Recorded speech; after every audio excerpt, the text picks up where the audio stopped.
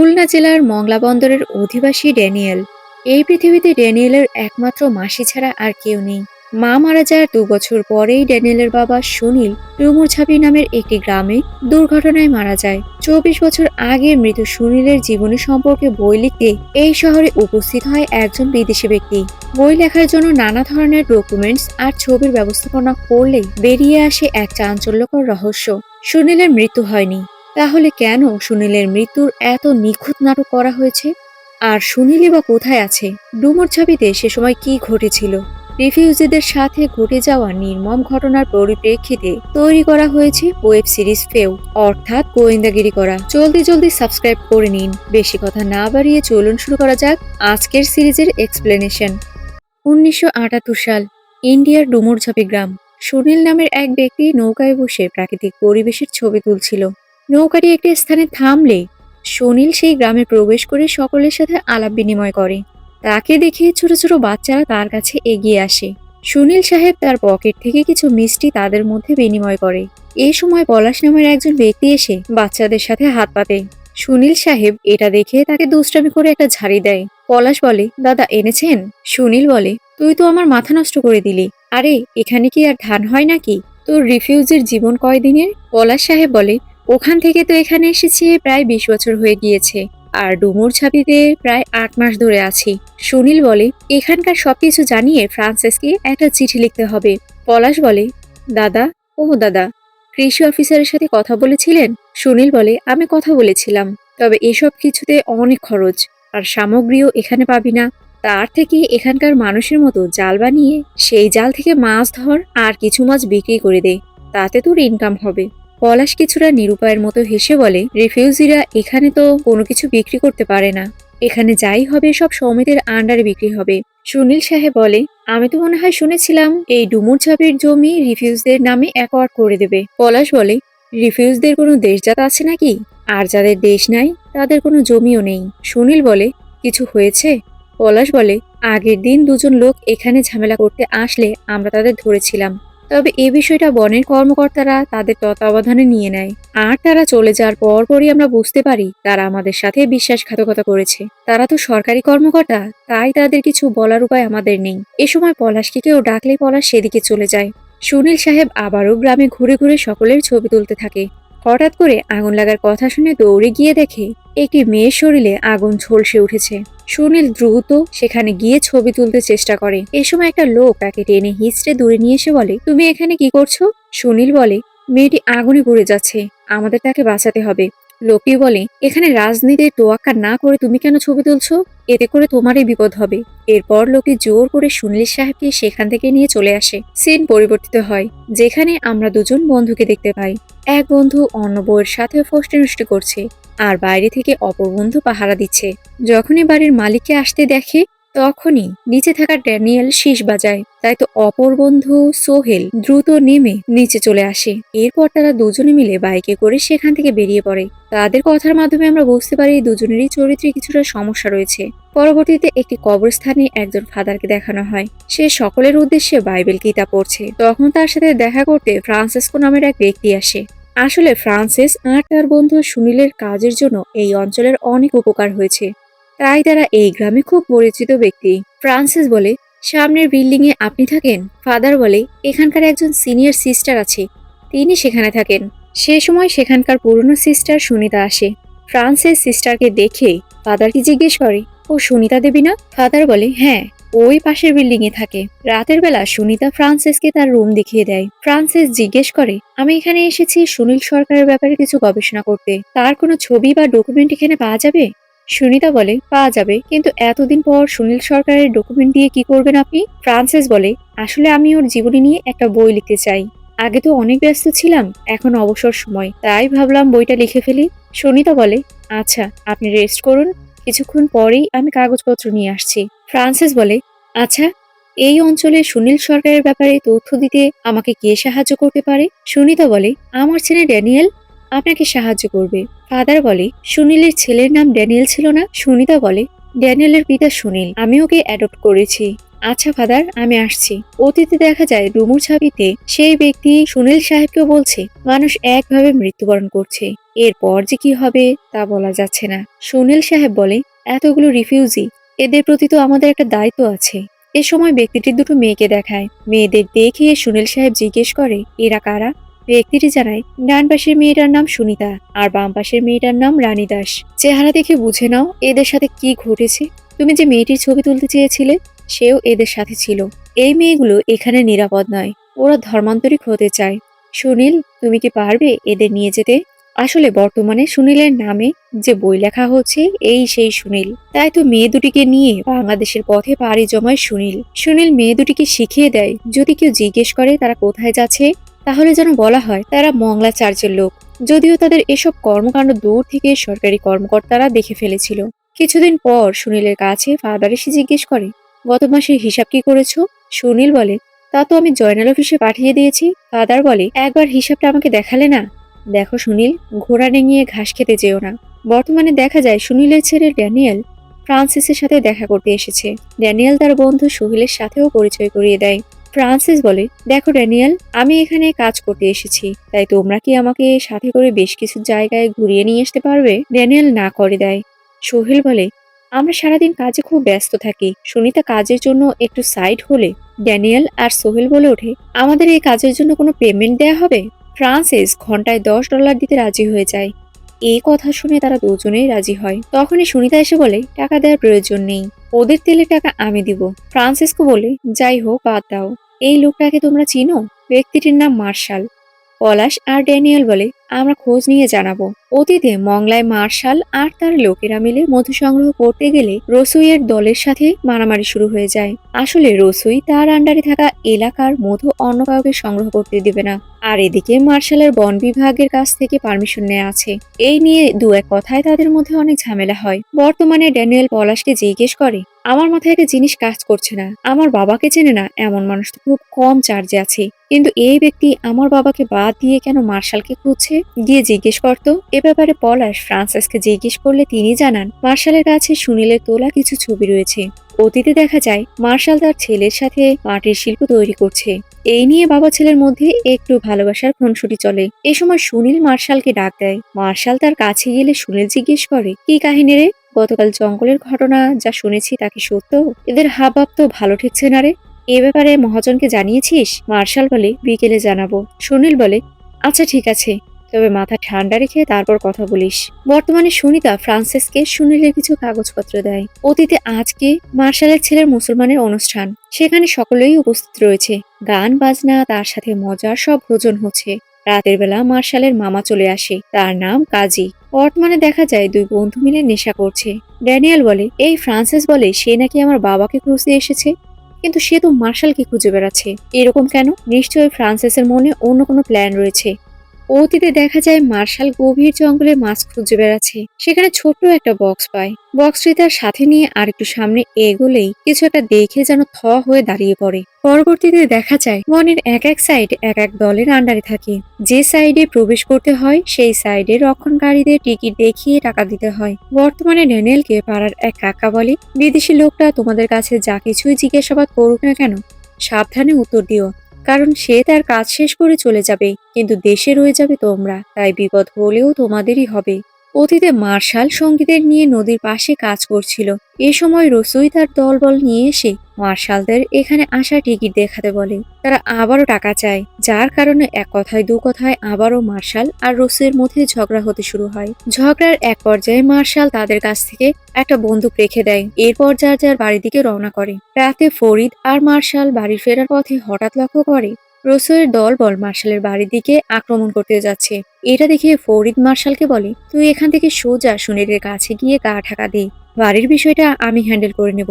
বাবা আছে না, তারা কিছুই করতে পারবে না, আর আমি দ্রুত গিয়ে মামাকে এ বিষয়টা জানাচ্ছি। ফরিদ জোর করে মার্শালকে সুনীলের বাড়িতে পাঠিয়ে দেয়। অন্যদিকে সুনিতা ধর্মীয় রিচুয়াল পালন করে ধর্মান্তরিক হয়ে যায়। বর্তমানে দেখা যায় সুনিতার কাছে ফ্রান্সিস এসে জিজ্ঞেস করে, সিস্টার, আপনার সাথে আরো একজন মহিলাকে ডুমুরঝাঁপি থেকে সুনীল নিয়ে এসেছিল, তার সাথে আমি একটু কথা বলতে চাই। সুনিতা বলে, সে তো এখানে নেই।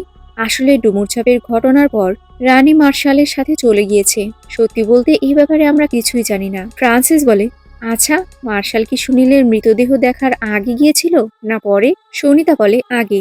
আর আমিও মার্শালের মৃতদেহ দেখতে পাইনি। তার কফিন কবরে নামানোর কিছুক্ষণ আগে আমি পৌঁছেছিলাম। দেখার মধ্যে কাজী কাকা আর সোলেমান মৃতদেহ দেখতে পেয়েছিল। অতীতে সুনীল বলছে এই মেয়েদেরকে যৌন আর শারীরিকভাবে নির্যাতন করা হয়। বাকি দুজন পালিয়ে আসতে পারলেও বকুল পালাতে পারেনি। বকুলের গায়ে পেট্রোল দিয়ে আগুন জ্বালিয়ে দিল, যাতে ডুমুর ছাপি ছেড়ে সকলেই সেখান থেকে পালিয়ে যায়। আসলে এই শরণার্থীরা ডুমুরঝাঁপিতে এসে বসবাস শুরু করাতেই স্থানীয় সরকারি কর্মকর্তারা তাদের উচ্ছেদ করার জন্য নানা ধরনের অত্যাচারমূলক কর্মকাণ্ড শুরু করেছে। বর্তমানে দেখা যায় পলাশ আর ড্যানিয়েল সব সময় ফ্রান্সিসকে অ্যাভয়েড করে চলা শুরু করে, তবে একদিন ধরা খেয়েই যায়। তাই তো দুজনেই বলতে থাকে, আপনি সুনীলকে খুঁজতে এখানে এসেছেন, তবে কেন অন্যের ব্যাপারে খোঁজ নিচ্ছেন? আপনি মিয়া একজন বিপজ্জনক মানুষ। দেখা যাবে কি থেকে কি করে আপনি বিদেশে চলে যাবেন, আর দেশে এই ভুলের মাসুল আমাদের দিতে হবে। ফ্রান্সিস ড্যানিয়েলের হাতে একটি চিঠি ধরিয়ে দেয় আর জিজ্ঞেস করে, তোমার বাবা মারা গিয়েছিল কবে? ড্যানিয়েল বলে 5 ফেব্রুয়ারি। হুট করে কিছু একটা মাথায় আসতেই চিঠির দিকে খেয়াল করলেই দেখতে পায় তার বাবার লেখা চিঠির ডেট দেয়া আছে 3 মার্চের। অর্থাৎ ড্যানিয়েলের বাবা সুনীল এখনো বেঁচে আছে। অতীতে দেখা যায় সুনীল রাতের বেলা মাছ ধরছে। মার্শালকে উদ্দেশ্য করে বলে, এত চিন্তা করিস না তো, বড় ভাই বুদ্ধিমান মানুষ তো, সে সবকিছু ঠিক করে নেবে, তুই শুধু ধৈর্য ধর। মার্শাল বলে, আমার মাথার মধ্যে কি যেন হয়েছে, আমি ঠিক করে কাউকে চিনতে পারি না। আমার বুকের মধ্যে কেমন যেন লাগে, চোখের সামনে মনে হয় দুম করে কিছু এসে আবার চলে যায়। এরপর কুড়িয়ে পাওয়া বক্সটি সুনীলের হাতে দিয়ে বলে, এই বক্স পড়ার পর থেকে আমার সাথে এসব হচ্ছে। সুনীল বক্সটি খুলে দেখে বলে, লেখা ছাড়া বই পড়তে গেলে তুই তো নিজের মধ্যেই হারিয়ে যাবে, কিছুই তো বুঝে উঠতে পারবি না। এমন সময় একটি ছেলে এসে তাদের বাইরে ডেকে নিয়ে চলে যায়। দেখা যায় মার্শালের বড় ভাই ফরিদ গলায় দড়ি দিয়ে ঝুলন্ত অবস্থায় গাছে রয়েছে। এই অবস্থা দেখে মার্শাল সেখানেই কান্নায় ভেঙে পড়ে। বর্তমানে ড্যানিয়েল জিজ্ঞেস করে, আপনি কেন আমাকে সবটা খুলে বলছেন না? বাবা যদি বেঁচে থাকে তাহলে সে কোথায় আছে? ফ্রান্সিস বলে, তুমি আমাকে বিশ্বাস করো, ডুমুর ছাবিতে তোমার বাবা যেসব ছবি তুলেছিল এই ছবিগুলোই তার জীবনে বিপদ ডেকে এনেছে। সময় মতো তুমি উত্তর পেয়ে যাবে, কিন্তু এখন এসব ব্যাপারে কারোর সাথে আলোচনা করবে না। এখন চলো কাজীর অফিসে। নির্দিষ্ট ঠিকানায় যাওয়ার পর সোলেমান জানায় আজকে কাজীর সাথে দেখা হবে না, তবে বারান্দা থেকে হাতের ইশারায় কাজী সাহেব তাদের ভিতরে আসতে বলে। কাজী সাহেব বলে, বয়স হয়ে গিয়েছে তো, অনেক কিছু মনে রাখা সম্ভব হয় না, তারপরও আপনি জিজ্ঞেস করুন, আমি বলতে চেষ্টা করব। ফ্রান্সিস জিজ্ঞেস করে, সুনীলের মৃতদেহ দাফনের সময় আপনি সেখানে ছিলেন? কাজী সাহেব বলে, আমি সেখানে ছিলাম, কিন্তু মরদেহ দেখার মতো অবস্থায় ছিলাম না। দেহটি প্রায় পচে গলে যাওয়ার অবস্থায় চলে গিয়েছিল। 2-3 দিন লাশ পানির মধ্যে ডুবেছিল তো। ফ্রান্সিস বলে, সুনীলের মৃত্যু কিভাবে হয়েছিল আপনি জানেন? কাজী সাহেব বলে, সে সময় ডুমুর ছাপিতে খুব ঝামেলা হচ্ছিল, কয়েকটা নৌকা ডুবে গিয়েছিল। সেই নৌকার কোনো একটাতে সুনীল ছিল, যার কারণে তার মৃত্যু হয়। ফ্রান্সিস বলে, মার্শালের ব্যাপারে কিছু জানেন? কাজী সাহেব বলে, গত 20 বছর ধরে ওর কোনো খোঁজ খবর নেই, আদৌ বেঁচে আছে কিনা বলা যায় না, তবে আপনি যদি চান আমরা খুঁজে পাওয়ার ব্যবস্থা করতে পারি। কিন্তু এত বছর পর আপনি মার্শালকে কেন খুঁজছেন? ফ্রান্সিস বলে, আমি সুনীলের সম্পর্কে একটা বই লিখতে চাচ্ছি। মার্শালের কাছে সুনীলের তোলা কিছু ছবি রয়েছে। কাজী সাহেব বলে, সুনীলের শখ ছিল ছবি তোলা, তবে এই ব্যাপারে আপনি কিভাবে জানলেন? ফ্রান্সিস বলে, সুনীলের ছবি আমি বেশ কিছু পত্রিকায় ছাপানোর ব্যবস্থা করেছিলাম, তাছাড়া ও আমার খুব ভালো বন্ধু। কথা শেষ করে তারা ওই স্থান থেকে বেরিয়ে পড়ে। অতীতে দেখা যায় চার্চে কাজী সাহেব এসে চার্চে থাকা সকল ব্যক্তিদের সাথে আর ফাদারের সাথে আলাদা করে কথা বলে। কথা শেষ করে সকলকে বাইরে নিয়ে আসলে শর্মা সাহেব বলেন, আমি আপনার ছবি দেখে আপনার ভক্ত হয়ে গিয়েছি। ফ্রান্সিস বলে, আমার ছবি? শর্মা তার দিকে একটা পত্রিকা এগিয়ে দিয়ে বলে, আপনার ছবি তো এখন আন্তর্জাতিক পর্যায়ে চলে গিয়েছে। সকলেই চলে যাওয়ার পর ফাদার সুনীলকে ডেকে অনেক কথা শোনায়। চার্চে থাকা মানে তো নিজের স্বার্থকে বিসর্জন দিয়ে মানুষের সেবা করা, কিন্তু সুনীলের ফটোগ্রাফির জন্য তো চারিদিকে তার প্রশংসায় জয় জয়কার হচ্ছে। এই জন্য ফাদার তাকে অনেক কথা শোনায়। তবে সুনীল সাহেব বলে, এটা আমার প্রচারণার জন্য নয়, এটা রিফিউজিদের কষ্টের জীবন তুলে ধরার জন্য। কিন্তু এসব কথা ফাদার কিছুতেই কান দেয় না। দুজনের মধ্যে অনেকটা কথা কাটাকাটি হয়। এমন সময় ফোন বাজলেই সুনীল রিসিভ করলে দেখা যায় পলদা বলছে, সুনীল তোমাকে তো এখানে ভীষণ দরকার, এদিকে খুব বড় ঝামেলা হয়ে গিয়েছে, এখানে পুলিশ চলে এসেছে, আমাদের সকলকে এখান থেকে বের করে দিয়েছে, রিলিফের কাজও এখন বন্ধ, যদি সম্ভব হয় তুমি কিছু ওষুধপাতি নিয়ে ডুমুরছাপে চলে যেও। কথা শেষে সুনীল অঞ্জনকে কিছু টাকা দিয়ে চাল ডাল কেনার ব্যবস্থা করতে বলে। মূলত সুনীল সুনীলের রিফিউজিদের নিয়ে অনেক চিন্তা, কেননা যার দেশ নেই সে অন্য দেশের মানবিক খামারের পশু হয়ে যায়। এরা সারা জীবন খেটে যায়, এদের কষ্ট কাউকে বলার বা বোঝানোর মতো অবস্থা থাকে না। সুনীল ব্যাগপত্র গুছিয়ে সুনিতাকে বলে, ওর দিকে একটু খেয়াল রেখো তো। সুনিতা বলে, দাদা আপনি ফাদারের কথা অমান্য করে ডুমুর ছাবিতে যাবেন? সুনীল বলে, অন্যের কথায় সৃষ্টিকর্তাকে খুঁজলে তো আর মানুষ হওয়া যাবে না। আমি আসছি, এ ব্যাপারে কাউকে কিচ্ছু বলার দরকার নেই। সমস্ত প্রোডাক্ট নিয়ে ডুমুর ছাবিতে সুনীল চলে যায়। গভীর রাতে দেখা যায় মার্শাল রসুইয়ের দলের উপর আক্রমণ করে। এক পর্যায়ে রসুইকে মেরে ফেলে। এরপরই মার্শাল ডাকাত হয় আর তার দলবল সুন্দরবনের সবচেয়ে বড় গ্যাংস্টার হয়। সুনীলকে পলাশ বলে, শুনতেছি এখানে নাকি ব্লকেট দেবে। অবশ্য এক প্রকার ব্লকেটই তো চলছে। সামনে পেছনে টহল বোর্ড আর মাঝখানে আমরা, আমাদের তো এক ঘর করে রেখেছে। সুনীল বলে, বুঝেছি, ওরা এখন আমাদের টর্চার করবে, এরপর দেশে ফিরে যেতে বলবে। তবে আমাদের এই অত্যাচারের ঘটনাগুলো দেশের মানুষকে জানাতে হবে। শুধু আমাদের দেশ না, বাইরের দেশকেও এ ব্যাপারে জানাতে হবে। সকলের এক হতে হবে, যাতে করে ওরা বুঝতে পারে তোরা একা নস। এ সময় লক্ষ্য করা যায় পাশেই একজন মানুষের শেষকৃত্যের কাজ চলছে। সুনীল জিজ্ঞেস করে, আজকেও মৃত্যু হয়েছে নাকি? পলাশ বলে, আজকে তো তাও মৃতের সংখ্যা কম, প্রতিদিন এর থেকেও বেশি হয়। প্রতিবাদ করার সুযোগ নেই, আমাদের লাঠি দিয়ে তো তাদের বন্দুকের বিরুদ্ধে লড়াই করা যায় না। বর্তমানে ফ্রান্সের সিস্টারকে বলে, আমার মনে হয় পুরো সতীটা আপনি খুলে বলছেন না। মার্শাল যে শুধু সুনীলের লাশ নিয়ে এসেছিল তা নয়, মার্শাল সুনীলকে ডুমুর ছাপিতে আনা নেয়া করতো। সুনিতা বলে, চার্চ থেকে যখন সুনীল দাকে ডুমুর ছাপিতে যেতে নিষেধ করলো, তখন এ ব্যাপারে সব সময় মার্শালদা তাকে সাহায্য করত। ফ্রান্সিস বলে, মার্শাল ছাড়া সুনীলের সঙ্গে আর কেউ ডুমুর ছাপিতে যেত? সুনীল বলে, এদিক থেকে অঞ্জনদা যেত। অঞ্জনদা চার্চেই কাজ করত। সে মূলত সুনীলদার ব্যক্তিগত কর্মচারী ছিল, তবে সে এখন কোথায় আছে তা আমার জানা নেই। অন্যদিকে ড্যানিয়েল সোহেলকে বলে, আমার বাবার কাহিনীটা আমি বুঝতে পারছি না। ফ্রান্সিস বলছে বাবা মারা যায়নি, কেউ তার চেহারা সরাসরিও দেখেনি। তাহলে আমার বাবা কোথায়? অতীতে ডুমুর ছাপিতে দলীয় নেতার চেলাফেলা এসে রাজনীতির ব্যাপারে সুপারিশ করতে থাকে। তবে এইসব কথা শুনে ডুমুরছাপির জনগণ তাদের ধাওয়া পাল্টা ধাওয়া করে। পলাশের ছবি তোলার সময় অঞ্জনদা এসে জানায় ড্যানিয়েলের প্রচুর জ্বর। এই কথা শুনে সুনীলদা তখনই ডুমুরঝাপি ছেড়ে বেরিয়ে পড়ে। বর্তমানে দেখা যায় রাতের বেলা লাল পানি খেয়ে ড্যানিয়েল আর তার বন্ধু মিলে অ্যাডাল্ট ছবি দেখছিল। সিডিটা আটকে যাওয়ায় ড্যানিয়েল আবার এক পাশে এসে বসে। ড্যানিয়েলের হাবভাব দেখে সোহেল বলে, এরকম স্যান করছিস কেন? ড্যানিয়েল বলে, আমার মধ্যে কি চলছে তোরা কেউ বুঝতে পারবি না। আমার বাবা বেঁচে আছে, এই কথা কেউ সত্যি করে বলছে না। সোহেল বলে, তোর বাবা বেঁচে আছে না মরে গেছে এই নিয়ে কারো মাথা ব্যথা নেই। তোর যখন এতই মাথা ব্যথা, তুই যা কবর খুঁড়ে লাশ বের করে দেখ। যেই কথা সেই কাজ। দুজনে মিলে রাতের বেলা কবরস্থানে চলে যায়। এরপর কবর খুঁড়ে কফিনের ঢাকনা সরাতেই ড্যানিয়েল আর সোহেল রহস্যের নজরে তাকায়। অতীতে ডুমুর ছাপিতে অনুষ্ঠান চলছিল। পলাশ তার স্ত্রী মালাকে সাথে নিয়ে সেখান থেকে বনের মধ্যে চলতে শুরু করে। এরপর নদীর কিনারায় দুজনে বসে। মালা বলে, আমার এখন আর কিছুই ভাল লাগে না, আমরা কি বাচ্চা নেব না? পলাশ বলে, নেব তো, তবে এই চরের যে অবস্থা, তাতে করে নতুন একটা জীবন এনে বিপদে ফেলতে চাই না। এই কথা শুনে মালা বলে, যখন বোটে করে আমরা ৬,০০০ মানুষ একসাথে এখানে এসেছিলাম, মনে হয়েছিল যেন নিজেদের একটা জায়গা। তবে কে জানতো এই জায়গা থেকে তাড়িয়ে দেওয়ার জন্যই সকলে উঠে পড়ে লাগবে। এই সমস্যাগুলো থেকে যে কবে স্বাধীনতা পাবো তার সৃষ্টিকর্তাই জানে। পরদিন দেখা যায় সুনীল বলছে, দল তো ভালোই বানাইছিস, প্রায় সময় পত্রিকায় মার্শাল বাহিনীর সুনাম পাওয়া যাচ্ছে। মার্শাল বলে, আমাকে একটা কথা বলতো, তোর ছেলেকে রেখে ডুমুর ঝাঁপিতে তুই কি করিস? সুনীল বলে, ড্যানিয়েলের মা মারা যাওয়ার পর থেকে আমার বাড়ি ফিরতে ইচ্ছে করে না, তাই তো ঘুরে বেড়াই আর ছবি তুলি। বর্তমানে দেখা যায় সকলেই কবরস্থানের দিকে তাকিয়ে আছে। আমরা দেখতে পাই কফিনের মধ্যে একটা মোটাসোটা গাছের অংশ দেয়া, অর্থাৎ সকলের চোখে ধুলো দিয়ে সুনীলের মৃত্যুর কথা প্রচার করা হয়েছে। ফ্রান্সিস বলে, আমি তো আগেই বলেছিলাম সুনীল মারা যায়নি। সুনীলের মৃত্যুর খবর ছড়িয়ে যাওয়ার বেশ কিছুদিন পর এই চিঠিটা আমার হাতে আসে। চিঠির তারিখ দেখলেই বুঝতে পারবে সুনীল মারা যায়নি। চিঠিতে লেখা আছে, আমাকে আর আমার ছবিগুলোকে মুক্তি করো। সুনিতা বলে, সুনীলদার মৃতদেহ আমি দেখতে চেয়েছিলাম, কিন্তু আমাকে দেখতে দেয়া হয়নি। ওই সময় যে ফাদার ছিল সে আমাকে বাইবেল মাথায় ধরিয়ে শপথ করিয়েছিল যেন এ ব্যাপারে কারোর সাথে আমি কোনো প্রকার কথা না বলি। অঞ্জনদার কাছে সুনীলদার বেশ কিছু ছবি আর চিঠি ছিল, যা পরবর্তীতে মার্শালদার কাছে দিয়ে দেয়া হয়। ফ্রান্সিস বলে, তার মানে মার্শালের কাছে সুনীলের তোলা ছবি অথবা সুনীলও থাকতে পারে। অতীতে দেখা যায় সারাদিন ড্যানিয়েল তার বাবার জন্য পথ চেয়ে বসে রয়েছে। সন্ধ্যার পর সুনীল এসে তার ছেলেকে জড়িয়ে ধরে। বর্তমানে সকলেই আলোচনায় বসেছে, কিভাবে সুনীলকে খুঁজে পাওয়া যাবে এ ব্যাপারে কথা বলছে। সোহেল বলে, নিখোঁজ বিজ্ঞপ্তি দেখলে এতদিন যারা আটকে রেখেছে তারা ভালো মানুষের মতো তো আর ছেড়ে দেবে না। তাই আমাদের কেস করলে হয়তো এ বিষয়ে উপকার হবে। বর্তমানে চার্জের ফাদার বলে, আমার তো এখানেই ভয়। কেস করলে তারা যদি ভয়ে সুনীলকে মেরে ফেলে, তার থেকে ড্যানিয়েল তোরা দুজনে মিলে অঞ্জনদার কাছে গিয়ে এ ব্যাপারে কথা বল।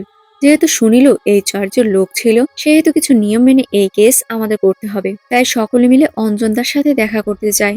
অতীতে দেখা যায় সুনীল কারো কাছে চিঠি লিখছে। এই সময় তার ছেলে আসে, এরপর একটু গল্প করে চলে যায়। তখন সুনিতা জিজ্ঞেস করে, সুনীল দা, ড্যানিয়েলের মা কত বছর হয়েছে মারা গিয়েছে? সুনীল বলে 2 বছর। সুনিতা বলে, উনিও কি আমার মতো ধর্ম পাল্টে খ্রিস্টান হয়েছেন? সুনীল হ্যাঁ বলে। সুনিতা বলে, এই জন্যই কি আত্মহত্যা করেছে? সুনীল দা এই কথাটা সিস্টেমে এড়িয়ে যায়। সুনিতা সব ছবিগুলো দেখতে থাকে। এরপর বলে, আমরা এতগুলো মানুষ, অথচ সৃষ্টিকর্তার এই বিশাল আকাশের নিচে আমাদের ঠাঁই হলো না। আমরা সবাই তো সৃষ্টিকর্তার সন্তান।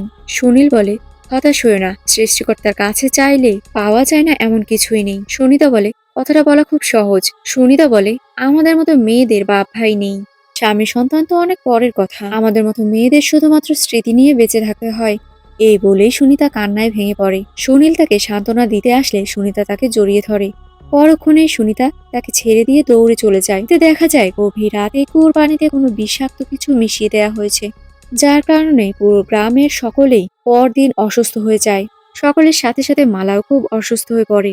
পুরো গ্রামের মানুষেরই করুণ দুর্দশা। এই মুহূর্তে সকলকে হসপিটালে না নিয়ে গেলে মৃত্যু নিশ্চিত। তবে চারিদিকে তো পুলিশের নজরদারি চলছে। কারো এই গ্রামের বাইরে বেরোনোর সাধ্য নেই। কিন্তু পলাশ অত কিছু চিন্তা না করেই তার স্ত্রীকে বাঁচানোর জন্য হসপিটালের উদ্দেশ্যে বেরিয়ে পড়ে। নদীর কিনারায় আসতেই সরকারি কর্মকর্তাদের দেখে একপাশে লুকিয়ে পড়ে। মায়া অসুস্থতায় আওয়াজ করতে থাকে। পলাশ তার মুখ চেপে ধরে আছে, যেন এই আওয়াজ কর্মচারীর কান পর্যন্ত না পৌঁছায়।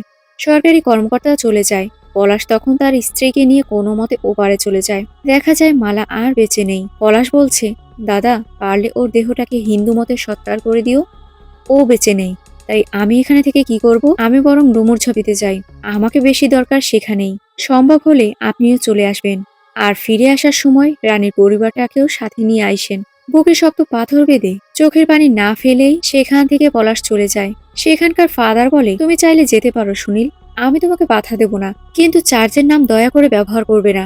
বর্তমানে দেখা যায় এক ব্যক্তির কাছ থেকে ফ্রান্সিস খোঁজ খবর নিয়ে জানতে পারে অঞ্জন বর্তমানে ডিমের চরে রয়েছে। তাই তো তারা সিদ্ধান্ত নেয় কাল সকালে ডিমের চরের উদ্দেশ্যে রওনা করবে। তবে সেই দিনই ফ্রান্সিসের নামে এয়ারপ্লেনের টিকিট চলে আসে। তার ফ্লাইট আগামীকাল। এই বিষয়টা নিয়ে ফ্রান্সিস ফোনে কারোর সাথে কথা বলছিল। ফ্রান্সিস বলে, আজকে টিকিট পাঠিয়ে কালকে আমাকে চলে যেতে হবে? এটা কি মজা নাকি? ও আচ্ছা, আপনাদের কানে সুনীলের ঘটনা পৌঁছে গিয়েছে, অর্থাৎ এর পেছনে আপনারা সকলেই দায়ী। আমি কালকে যাব না, আপনাদের কৈফিয়ত দিতে হবে কেন সুনীলের এই ঘটনাগুলো ধামাচাপা হলো।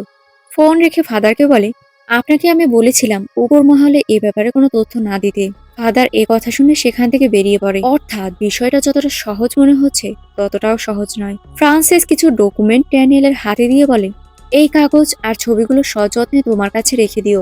আমাকে আগামীকাল এখান থেকে চলে যেতে হবে।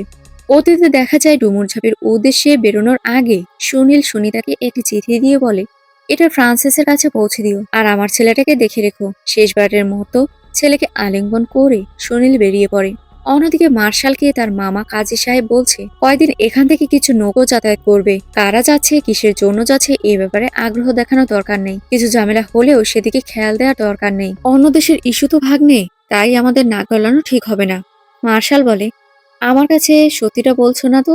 যদি ঝামেলার জন্য পরবর্তীতে আমার দলেরই নাম উঠে আসে তখন কি হবে? কাজী সাহেব বলে, তোমার দলের কোনো ব্যক্তিরই কিছু হবে না, এই গ্যারান্টি আমি দিলাম। তুমি শুধুমাত্র কয়েকদিন নাক কান চোখ বন্ধ করে রাখবে, আর এই কয়েকদিনে তোমার দলের লোকজনের খরচপাতি আমি দেখব। ডিল ফাইনাল করে কাজী সাহেব সেখান থেকে চলে যায়। তখন আমরা বুঝতে পারি নৌকার ভিতর সুনীল, পলাশ, অঞ্জন ছিল। তারা বেরিয়ে এলে মার্শাল বলে, মনে হচ্ছে তোদের কথাই ঠিক। তারা ডুমুর ছাপিতে বড় কোনো ধরনের সমস্যা সৃষ্টি করবে। সুনীল বলে, তুই এখন কি করবি? আমাদের সাথে যাবি না থাকবি? আচ্ছা, বুঝতে পেরেছি, তোর যাওয়ার দরকার নেই, নতুন করে ঝামেলা পোহানোর দরকার নেই। বর্তমানে দেখা যায় ড্যানিয়েল সোহেলকে খুঁজে বেড়াচ্ছে। সোহেলকে পাওয়ার পর ওয়াকিটকির কথা জিজ্ঞেস করে। মূলত এরা নানান সময় নানান জিনিস সিস্টেমে কালেক্ট করে চোর বাজারে বিক্রি করে। তেমনি দুটো ওয়াকিটকি কালেক্ট করে রেখেছিল বিক্রির জন্য। সোহেল মাতাল অবস্থায় আবল তাবল বলে, তাদের মধ্যে হালকা পাতলা কথা কাটাকাটি হয়। এক পর্যায়ে ড্যানিয়েল সেখানে চলে যায়। বোটে গিয়ে খুঁজতে খুঁজতে ওয়াকিটকি পেয়ে যায়। এরপর বোট স্টার্ট দিয়ে সত্য সন্ধানের পথে একাই বেরিয়ে পড়ে। এদিকে কাজী সাহেবের কাছে তৎকালীন সেই সরকারি গোয়েন্দা শর্মা চলে আসে। শর্মা একটি নিউজ পেপার দেখায়, যেখানে সুনীলের নিখোঁজ খবর রয়েছে। তিনি বলেন, মনে রাখবেন, সুনীল আমাদের ইন্স্যুরেন্সের মতো কাজ করে। সরকার পরিবর্তন হলেই কিন্তু আমাদের সমস্যা আমাদেরই হ্যান্ডেল করতে হবে। পরদিন ফ্রান্সিস বিদেশে যাওয়ার জন্য বেরিয়ে পড়ে। ড্যানিয়েল খুঁজতে খুঁজতে অঞ্জন তাকে পেয়ে যায়। তবে অঞ্জন বলে, আমি গাউস। অঞ্জন আসলে ড্যানিয়েলের কাছ থেকে নিজের পরিচয় লুকাতে চাচ্ছিল। ড্যানিয়েলের জোরাজোরিতে এক পর্যায়ে অঞ্জন সত্যি কথা বলতে শুরু করে। এদিকে দেখা যায় কাজী সাহেবের কর্মচারী সালেমান ড্যানিয়েলের ব্যাপারে সুনিতার কাছে খবর নিতে আসে। তবে ড্যানিয়েল কাউকে কিছু না বলে চলে যাওয়ার কারণে এ ব্যাপারে সুনিতাও ঠিক করে কোনো তথ্য বলতে পারে না। তবে কথায় কথায় সোহেল তার কাছে বলে, ড্যানিয়েল হয়তো তার বাবার বন্ধু অঞ্জনের কাছে গিয়েছে তার বাবার ব্যাপারে তথ্য নিতে। ড্যানিয়েল কিছু চিঠি অঞ্জনকে দেয়। অঞ্জন তো বলে, এই চিঠিটা আমি দেখিনি, এটা দেখেছি।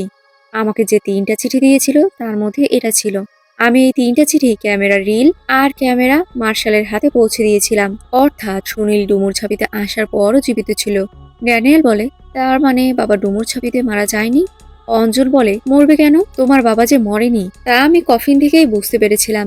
এ কথা চার্চের ফাদারকেও বলেছিলাম। তবে সে আমাকে বাইবেল ধরিয়ে দিয়ে বলে, এই কথা যদি আমি কাউকে বলি তাহলে আমার পাপ হবে। সত্যি কথারে মিথ্যা বানালো ফাদার, আর দোষী বানালো আমাকে।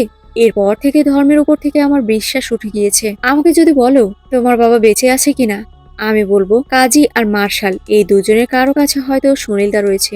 অতীতে দেখা যায় কাজী সাহেব গভীর রাতে নৌকার মধ্যে শর্মার হাতে একটা চিঠি দেয়। এই চিঠিটা পড়ে শর্মা সাহেব বলে, আপনার এখানে আসা ঠিক হয়নি, আপনি এখান থেকে চলে যান। কাজী সাহেব চলে যায়। ডুমুর ছাবিতে আজকে রাতে অনুষ্ঠান চলছিল। সুনীল পলাশের সাথে আলোচনা করে বলে, এখানে যারাই আছে তাদের খুব তাড়াতাড়ি এখান থেকে সরিয়ে ফেলতে হবে। এ সময় মার্শাল এসে বলে, তোর আজকে ডুমুর ছাবিতে থাকার কোনো প্রয়োজন নেই, তুই আমার সাথে চল। সুনীল বলে, দাঁড়া দাঁড়া, তোর তো রানী মণ্ডলের পরিবারকে নেয়ার কথা। আমি যাব না, এখানে অনেক ঝামেলা হচ্ছে।